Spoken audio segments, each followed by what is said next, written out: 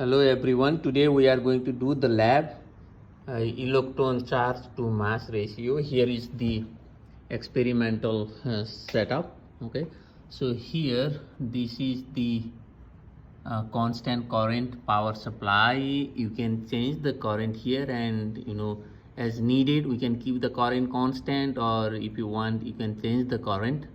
Okay, so I record the data for a different current. I slightly change the current from like 1 ampere to up to 1.4 ampere, and here is the, you see the Helmholtz coil here.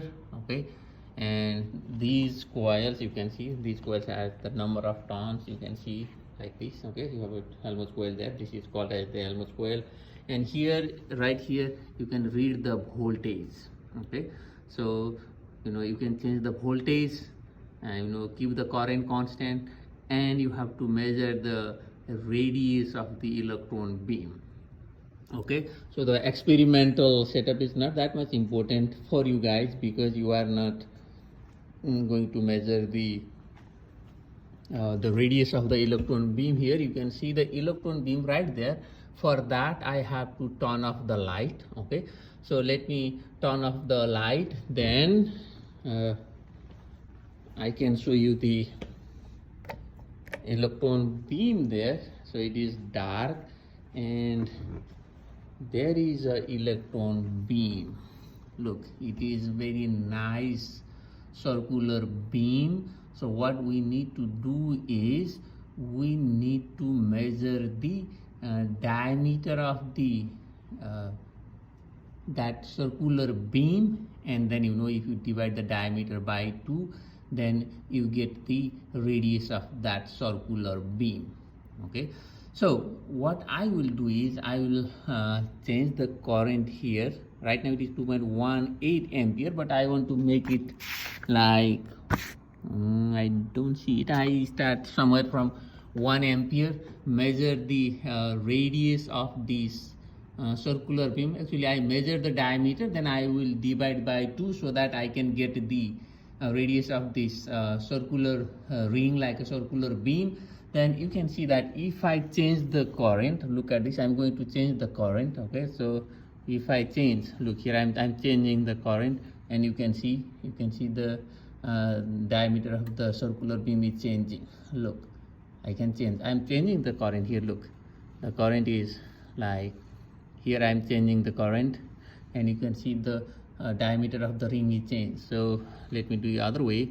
So if I increase, then you see there is a change in the radius, diameter of the circular beam. Similarly, here on the other side, here you have the, this is your voltage. Right now it is 100.4 volt.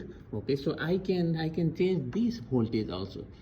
So if I change this voltage, then you can see I'm changing the voltage here. You can see that I'm changing. Look, it is, look here, I'm changing. Then you can see the ring size change is changing here. So here, by changing voltage and by changing the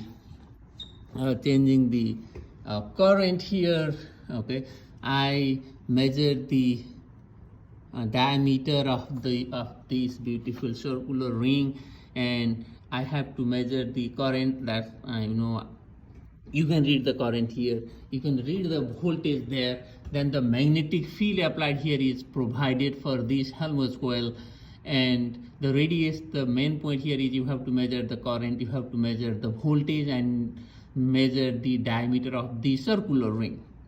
So I already measured the diameter of the circular ring by changing the current and the voltage. Now your job is, from the data provided, please calculate the E divided by M. Okay, E is the electron charge, 1.6 times 10 to the power negative 19 coulomb, and M is the mass of the electron. And you see this circular beam, this is the beam of electron.